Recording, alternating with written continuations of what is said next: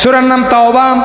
কোরআনে কারীমের এই সূরার 35 নম্বর আয়াত আল্লাহ রাব্বুল আলামিন বলছেন, ইয়াউমা ইউহমা আলাইহা ফি নারি জাহান্নামা ফাতুকওয়া বিহা জিবাহুহুম ওয়া জুনুবুহুম ওয়া জুহুরুহুম হাযা মা কানাসতুম লিআনফুসিকুম ফাযুকু মা কুনতুম তাকনিজুন।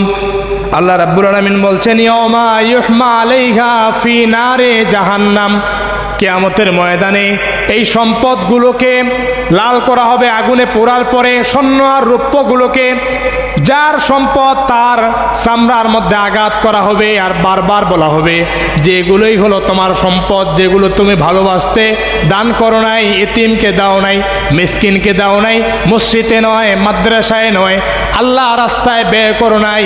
এই সম্পদ অনেক জমা হওয়ার পরে কিয়ামতের দিন এই সম্পদগুলো তাকে শাস্তি দিবেন। এজন্য সম্পদের যে যাকাত আছে এটা দেওয়ার দরকার আছে না নেই? প্রতি বছরে দরকার আছে না নেই? এরপরে আমন ধানের ওসর হয়, এটাও দিতে হবে।